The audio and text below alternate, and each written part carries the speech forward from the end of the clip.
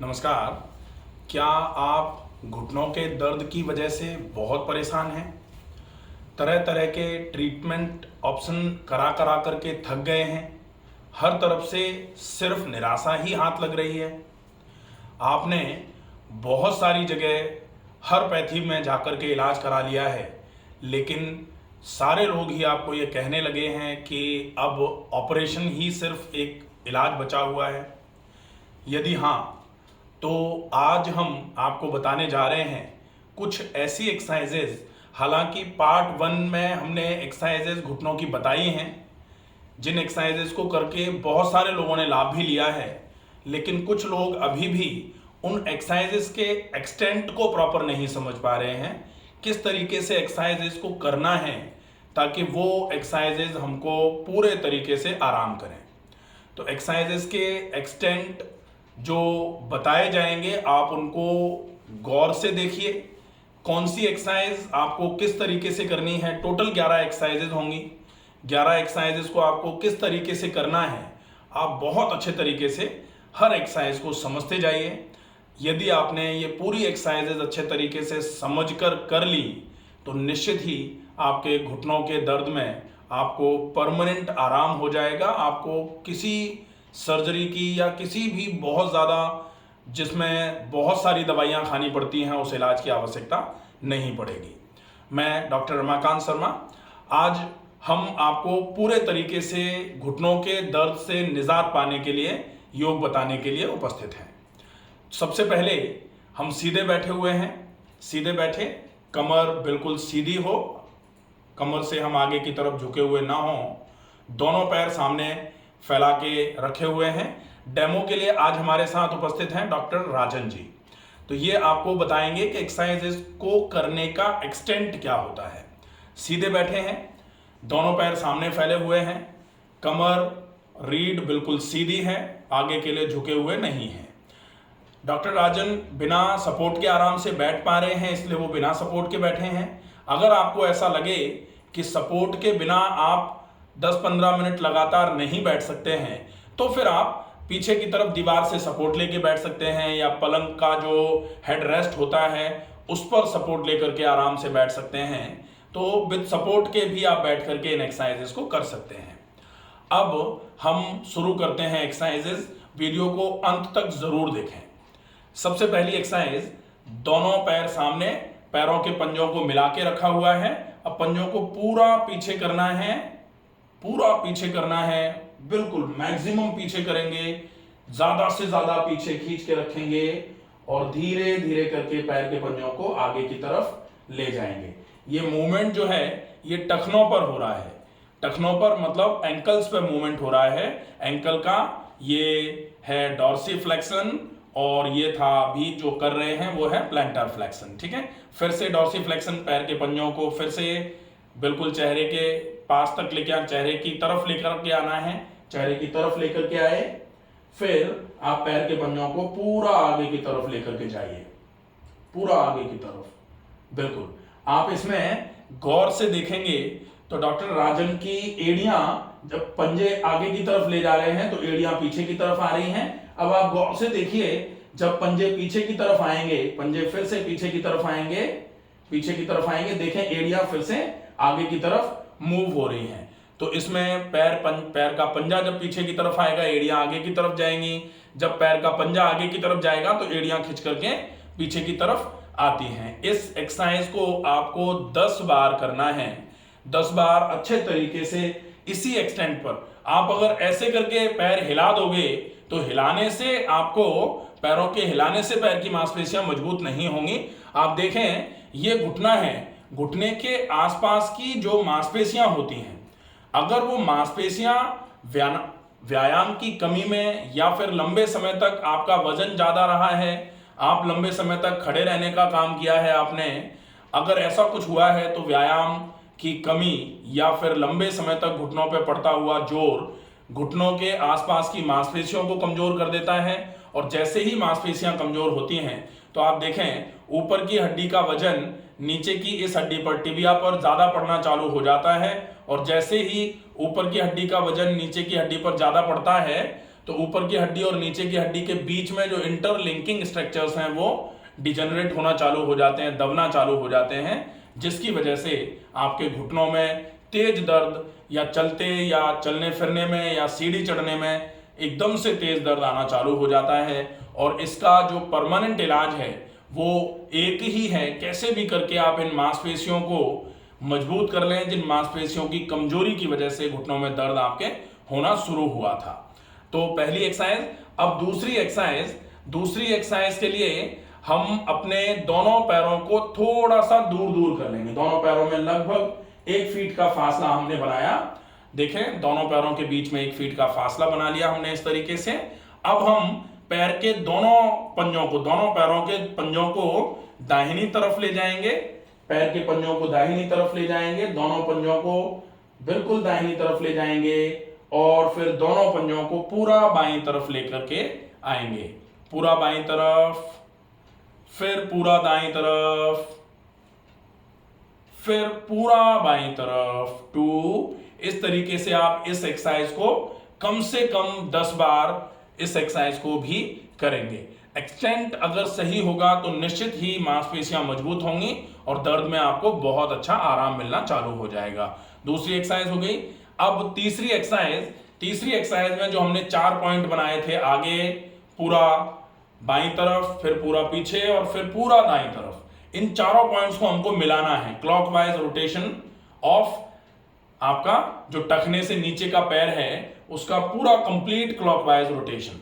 हाँ, तो इसको बोला जाता है clockwise circumduction of ankle. Circumduction होगा, मूवमेंट जो है वो सर्कमडक्शन का मतलब है रोटेशन। तो clockwise rotation of ankle joint से आप अपने पूरे पैर के पंजे को क्लॉकवाइज रोटेट करेंगे। जो हमने अभी 4 पॉइंट बनाए हैं 2 एक्सरसाइजेस करके, पूरा आगे, पूरा पीछे, पूरा दाएं, पूरा बाएं। अब हमको इन चारों पॉइंट्स को मिलाना है क्लॉकवाइज रोटेशन करते हुए। 10 बार रोटेशन करेंगे, चारों पॉइंट पूरे मिलाएंगे, एक भी पॉइंट आपका छूटना नहीं चाहिए। जैसे आप एक 4 बिंदु बना करके एक घेरा बनाते हो, तो बड़ा सा घेरा जब बना रहे हो तो आपको चारों बिंदुओं को मिलाते हुए चलना है। अपने अंगूठों से चारों बिंदुओं को मिलाते हुए चलिए। ये आपके लिए ये तीसरी एक्सरसाइज हो जाएगी। तीसरी एक्सरसाइज के बाद चौथी एक्सरसाइज में आप रोटेशन को बदल देंगे। क्लॉकवाइज रोटेशन कर रहे थे, अब आप एंटी क्लॉकवाइज रोटेशन करेंगे। एंटी क्लॉकवाइज रोटेशन अगर हम करेंगे तो इसमें हम पहले आगे की तरफ, फिर हम आगे की तरफ से पूरा दाईं तरफ, फिर पूरा पीछे, फिर बाएं, फिर आगे, फिर दाएं, फिर पीछे, फिर बाएं। ये एंटी क्लॉकवाइज रोटेशन हो जाएगा। 10 बार इस रोटेशन को भी बहुत प्रॉपर तरीके से फॉलो अप में रखना है। तो ये चौथी एक्सरसाइज हो जाती है। अब 5वीं एक्सरसाइज जो है वो होगा dorsiflexion of ankle joint. Dorsiflexion of ankle joint का मतलब है हम सीधे बैठे हुए हैं। इस एक्सरसाइज के लिए हम अपनी दोनों हथेलियों को बिल्कुल कमर के बगल में रख लेंगे। दोनों हथेलियां बिल्कुल कमर के बगल में रखनी हमने। पूरा हम बिल्कुल सीधे बैठे हुए हैं, दोनों पैर सामने की तरफ फैले हुए हैं। अब हम दोनों पैरों के पंजों को पूरा पीछे की तरफ खींचेंगे, जोर से पीछे की तरफ खींचेंगे, पूरी दम लगा के पीछे की तरफ खींच के रखेंगे और 10 तक गिनेंगे। 10 पूरा गिनेंगे। जब 10 पूरा हो जाएगा तो फिर धीरे धीरे धीरे धीरे करके पैर के पंजों को आगे की तरफ ले जाएंगे। 10 तक पूरा गिना। जब 10 पूरा हो जाएगा तो पैर के पंजे रिलैक्स कर दिए। फिर दोबारा से पूरे पंजों को फिर से पीछे की तरफ खींचा, पूरा खींच के रखा, जोर लगा के पूरा पीछे की तरफ खींच के रखा पंजों को। फिर से जब पूरे पंजे पीछे खींचे हुए हैं तो 10 तक गिनती गिनी। जब 10 काउंट पूरा हो जाए तो फिर से रिलैक्स हो जाना है, पैर के पंजों को फिर से रिलैक्स कर देना है। ये एक्सरसाइज भी आप 10 बार करेंगे। ये हो जाएगी 5वीं एक्सरसाइज। अब छठी एक्सरसाइज के लिए जो सामान्य तौर पर आप टॉबल कंप्रेशन के नाम से भी जिस एक्सरसाइज को जानते हैं, या आप इस एक्सरसाइज में बॉल का यूज कर सकते हैं। ये टर्कस टॉबल, जो बाथरूम टॉबल्स होती हैं, आप इस टॉबल को अच्छे तरीके से ऐसे करके 4 फोल्ड कर लीजिए। 4 फोल्ड करने के बाद फिर आप इस टॉबल को इस तरीके से आपने फोल्ड कर लिया। अब आप इसको गोल गोल रोल कर लीजिए। गोल गोल रोल करने के बाद जब ये लगभग 4 इंच मोटाई में गोलाई हो जाती है इसकी, तब फिर इस तौलिया को आप अपने घुटनों के नीचे रखेंगे। इस तौलिया को घुटनों के नीचे, आप दोनों पैरों को थोड़ा सा उठाते हुए तौलिया को आपने घुटनों के नीचे रख लिया है, बिल्कुल ठीक जहां घुटने का जोड़ होता है। ये जैसे ये घुटना है आपका, ये वाला पैर ये ऊपर का है, ये आपकी पिंडली हो गई, घुटने के ठीक नीचे यहां पर आपको तौलिया रखनी है। यहां पर आपने तौलिया रखी। तौलिया रखने के बाद अब आप क्या करोगे, अब इस तौलिया को पैर की मांसपेशियों से जोर लगाते हुए दबाना है। आप कैसे भी करके पैर की मांसपेशियों पर पूरा जोर लगाते हुए तौलिया को जोर से दबाइए, दबा के रखिए, 10 तक गिनिए। जब 10 काउंट पूरा हो जाएगा, ये एक्सटेंट दोबारा से बताना है, क्योंकि वीडियो पार्ट 1 ऑस्टियोआर्थराइटिस का बना के रखा हुआ है, लेकिन सामान्य तौर पर क्वेरीज आ रही हैं कि एक्सरसाइजेस करने में पूरा समझ में नहीं आ पा रहा है। तो एक्सरसाइज के नंबर्स तो आपको याद है कि 11 एक्सरसाइज हैं, टॉबल का कंप्रेशन है, लेकिन करनी कैसे है, जब तक आप हाउ टू डू नहीं समझ पाते हैं तब तक आपको पूरा लाभ नहीं मिल पाता है। तो तौलिया को जोर से दबा के रखा, 10 तक गिना, रिलैक्स कर दिया, फिर जोर से फिर से दबाया, दबा के रखा, 10 तक गिना, फिर से रिलैक्स कर दिया।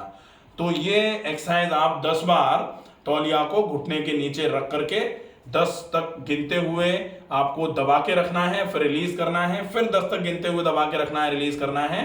10 टाइम्स आप इसका रिपीटेशन करेंगे।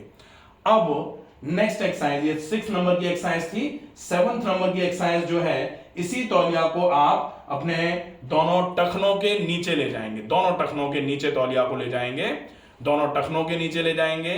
अब आपको तौलिया को टखनों की मांसपेशियों पर जोर लगाते हुए दबाना है, दबा के रखना है, जोर लगा के दबा के रखना है। जब पूरा जोर लगा दिया जाए उसके बाद आप 10 तक काउंट करिए। जब 10 की काउंटिंग पूरी हो जाए तो रिलैक्स करेंगे। इनटू 10 टाइम्स आपको इसका भी रिपीटेशन करना है। अच्छे तरीके से आप इसका रिपीटेशन करेंगे तो निश्चित ही ये आपके पैरों की मांसपेशियों को बढ़ाने के लिए बहुत अच्छा व्यायाम माना जाता है। तो ये 7वें नंबर की एक्सरसाइज हो गई। अब हम देखेंगे 8 और 9वें नंबर की एक्सरसाइजेस। तो 8 नंबर की एक्सरसाइज के लिए बॉल रहती है। वो बॉल जो है आप दोनों घुटनों के बीच में रखेंगे। बॉल रहेगी, ये देखिए बॉल है। आप ये बॉल जो है, इस बॉल की जो डायमीटर है इस बॉल का, लगभग ये डायमीटर आपका 6 इंच का हो सकता है या फिर 9 इंच तक का डायमीटर आप बॉल का ले सकते हैं। ऐसा नहीं फुटबॉल लगा ली, फुटबॉल तो ज्यादा डायमीटर की हो जाएगी, फिर आप जोर नहीं लगा पाओगे अच्छे से।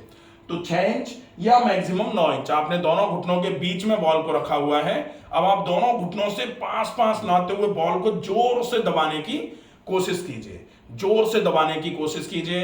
आप दबा के रखिए, दबा के रखा हुआ है, 10 तक गिनिए। 10 तक, जैसे आपने बॉल यहां लगाई हुई है, जोर से दबा के रखा हुआ है, 10 तक गिन रहे हैं आप। जब 10 पूरे हो जाएं तो रिलैक्स करेंगे। इनटू 10 टाइम्स ये भी आपको 10 बार रिपीट करनी है इस एक्सरसाइज को। आप इस एक्सरसाइज को जब 10 बार कर चुके हों उसके बाद इस बॉल को आप दोनों टखनों के बीच में ले जाएंगे। बॉल को दोनों टखनों के बीच में ले जाएंगे।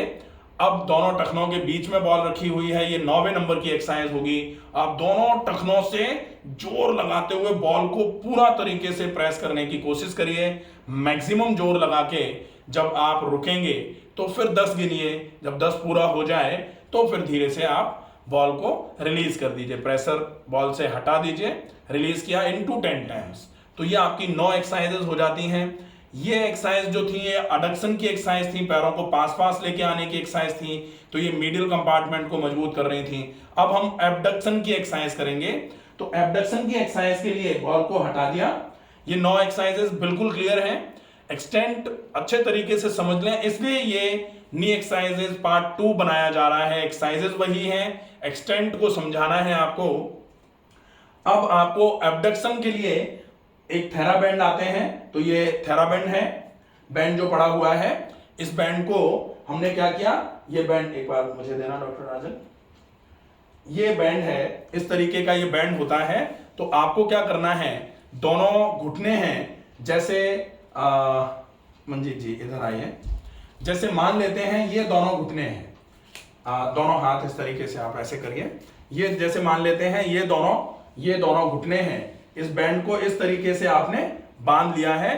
अब आपको अपने दोनों घुटनों को दूर दूर करना है, दूर दूर करना है, दूर दूर करना है, दूर दूर करना है, बिल्कुल। ये अब ये जो बैंड है, ये स्ट्रेचेबिलिटी इसकी थोड़ी सी कमजोर सी है, तो ये बैंड जो है वो जल्दी से स्ट्रेच हो जा रहा है। अगर आप इस बैंड की जगह थोड़ा सा और जैसे जो ब्लैक कलर का आता है वो ले लेंगे, तो फिर स्ट्रेचेबिलिटी उसकी थोड़ी और हार्ड होगी। तो उसमें जैसे हाथ से कर रहे हैं, पैर से करेंगे तो थोड़ा और ज्यादा जल्दी इजीली ये स्ट्रेच हो सकता है। तो आप इस बैंड का यूज करिए दोनों पैरों को दूर दूर करने के लिए। दोनों पैर दूर दूर करके अब आप जोर से प्रेशर लगा के रोक के रखिए, 10 तक गिनिए। जब 10 पूरा हो जाए तो धीरे से रिलीज कर दीजिए।